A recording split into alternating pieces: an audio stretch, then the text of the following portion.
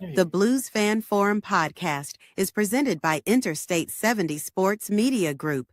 I-70 strives to bring you the best sports coverage in the tri-state area. Find them on Facebook or at interstate70sports.media. This is Jordan Bennington, and you're listening to the Blues Fan Forum podcast.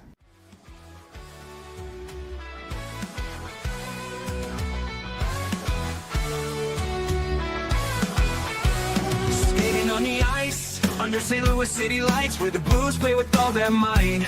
Jordan Cairo, fast on the attack, but defense falters, gotta cut him some slack. In rubber tongues, we find our glory. His skills shine, the team's best story.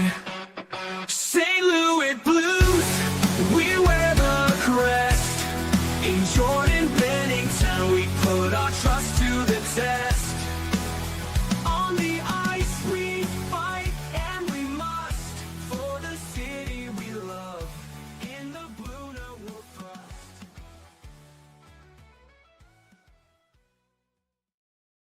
Can't even tell. Oh, yeah, there they are. There they are. Don't touch the lucky lefty. All right, we are back. Episode 142.5, because we will have a legit episode tomorrow night with our prospect champion, Cody.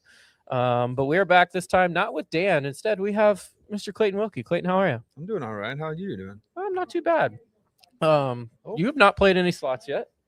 I'm not. Uh-oh, we have people walking in. Hi, Dad. Hi, Dad.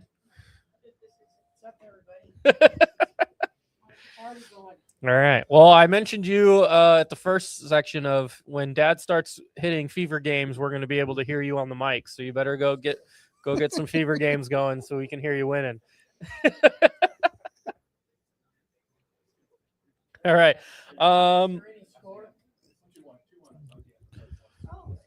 Wilgie, thoughts on the first period before we dive into the details of the first period? Blues are looking all right. Hope we're staying tall, staying strong in net. Hopefully we can keep it up. That's been the biggest fault of the Blues. I was getting a little worried there at the end of the period with us having a man down. That's really where we have seemed to struggle this year, is in the end of the periods. Last second goals have bit us in the behind quite a bit, but we got out of it, and I'm not looking forward to starting on a power kill, but it's better than being tied 2-2 right now. At least we still have the lead, so we'll take it.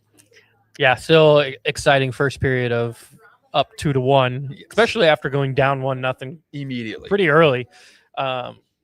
Luckily, the Wilkies showed up to Lucky Lefty, and by the time they showed up, it was already 1-0, and their good luck at Lucky Lefty brought us two goals. So we might be watching hockey here a little bit more often. Might have to. But you're right. Second periods have not been good for the Blues. We tend to get a lot of penalties in the second period. Like, there's been times that we're killing 3 penalties in the second period, and now we're starting off with one. Yeah, it's not a good look, but hopefully we're going to be rolling into this new year. Hopefully this is a better year. I'm thinking like 2019 vibes. You know, we're starting at the bottom. We're just going to slowly make our way back up, and the second period woes are going to be behind us, and it's going to show tonight with us killing it right off the bat. So you're going new year, old me. Way old. Old new year, couple years ago, older me. Yes. Okay, not new me. We don't want anything new. We just want the 2019. We want 2019 oldness back. Yes. Gotcha. That makes sense. All right, let's dive into Noah Ostrin's goal that kicked off the game 2 minutes and 19 seconds in. Logan Mayu makes honestly a terrible pass. Like, I don't think there's any good way to put it. You weren't here yet, but we were talking right before we got on about just kind of how defensemen are supposed to play 2-on-1s. Mm-hmm. And it was a clear 2-on-1. Logan Mayu played a terrible pass that went right to Josh Norris for Buffalo, and then they had an easy 2-on-1. But Cam Fowler comes sliding over, almost looking like he's trying to block the shot while also still trying to block the pass going across at the same time. and leaves the guy wide open, 99% chance of going in. We were talking earlier about how defensemen are probably supposed to just take the shooter or take the defender, the other take defender. the other guy. Yeah, Yes. the defender is supposed to take the second guy, so that 99% chance shot doesn't happen. I know you didn't see it, but you've seen plenty of 2-on-1s, whether being at games or that. What's your thoughts on how Cam Fowler played that? Just from the replays that I did happen to see, it was kind of hard for me to tell where he was, how far behind he was. I think that takes a bigger play into that. If the defenders are further out wide, out towards the points versus like up in the middle, I think that could change things. But You're saying just like not enough time to like get back and even take that second guy. Right. I got you. I think that's probably what happens a lot of times when they lay down. I think that's all they're already behind. That's the best option they have, is to try and disrupt it a little bit. But it is what it is. I think he'll be all right. Hofer's not really gonna have a chance at it, but that's the way it kind of goes. You know, we just got to be better at positioning ourselves in the situations. Mm-hmm. Well, I've always said, especially with coaching high school soccer, is it takes multiple mistakes to give up a goal. And so some people will blame Fowler for not playing defense appropriately, but we can also blame Logan Mayu for giving the puck up easily. So it's two mistakes that led to a goal, not just one. Let's talk happiness. Happiness. Braden Shen's goal. Nice little snipe from Stenberg. Kyrou also played the puck to Stenberg, so he gets an assist there. Scored that not too long after you guys got here.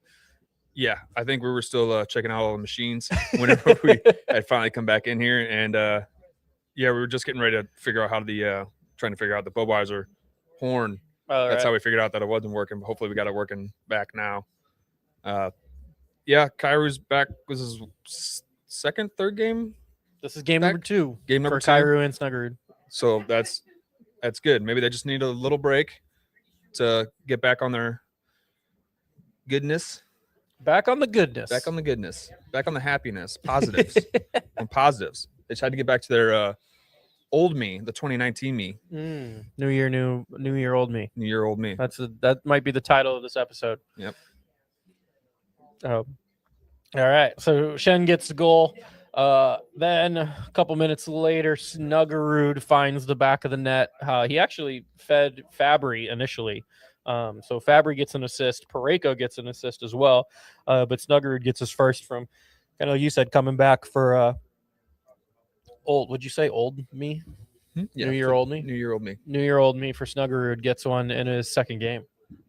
So, we kind of already mentioned it with the power play starting off the second period. What's your thoughts on how the second period is going to be like? Hopefully it could just be a copy of the first period, because then we'll be up 4-2. I'd take that. But math checks out. I think as long as we can get through these first 2 minutes, that's going to be a real help to us. I think if we've let them tie it up early, that could be a bit of a struggle and a bit of a mental down. You know, coming right back out of the locker room and let one up right away. That's tough to then, especially like a period that we've had historically bad games in. I'd like to start positive and try and stay positive, keep that momentum going from how the first period kind of ended. Yeah, if you like have that in your back of the head, like, oh shit, second period we suck, and then you start sucking, then it's a snowball effect right there. All right. So as long as we can avoid that, I could see it going very well for us. All right. Paulina, did you want to join in? Oh, no. We're live on Facebook, and you're just going to straight up say no. Oh, okay. That's fair. Dan's cooler than me. I accept that. All right. We did have Sam commenting. Oh, we got 4 people. Sam likes my new hoodie.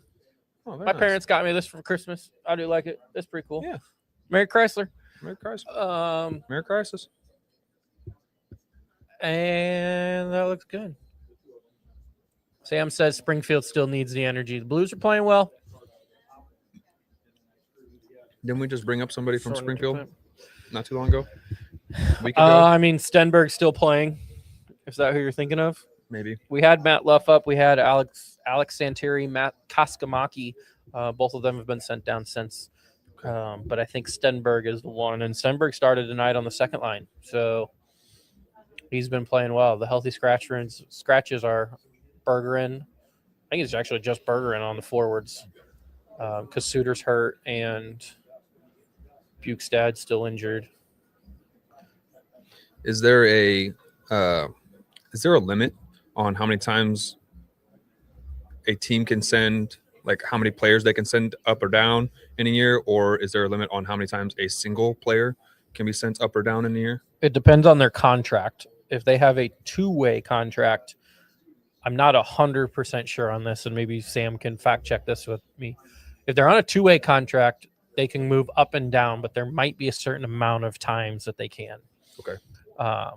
If they're on a one-way contract, they can still move up or down whenever they want, but if they go down, they have to pass through waivers, which would be the same way for the two-way contract. If there is a number limit on it, you can go up and down freely a certain amount of times, but then eventually it's been enough, and they're like, all right, we're going to send you down, but now you have to go through waivers, which is how we got Bergeron. They were trying to send them. They didn't want to lose him.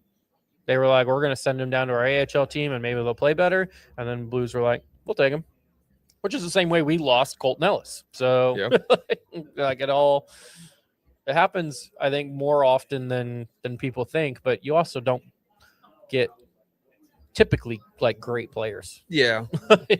Yeah, you're not going to get that all-star at the time, you know, but it could be somebody that maybe a draft or two behind or later, you're like, hey, we really thought highly of this kid. Maybe if he just comes to our system, we could make something work, you know? Yeah. Well, that's kind of the thing with the Bergeron is technically a second-round pick, but he was the first pick in the second round of his draft. So late first, you know, still a good has player. the skill.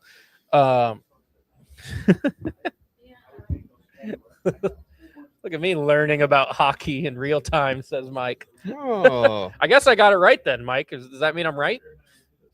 I think sometimes I just make stuff up and it sounds good because I say it with confidence. But that Bergeron is, like I said, early second round pick, 25 years old. So fits the age range. So, like, honestly, if he was a free agent, Doug Armstrong probably would have signed him. Instead of signing him, we're not really getting him for free. We still have to pay his contract. But yeah, he's probably getting league minimum. I haven't even looked it up.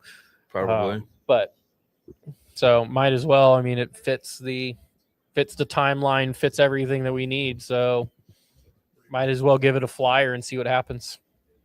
The Blues broadcast has been highlighting Fabry a lot, and it's interesting because they're talking about how many hits and how much he's been dominating, and he only has 2 hits. He's only listed as 2 hits this game. Jake Neighbors actually has 3 hits, which is a little bit better. So I know a couple. I think it was whenever me and Paulina went to the Blues Blackhawks game. They had a stat on Nathan Walker. He had the 3rd highest hits in the league.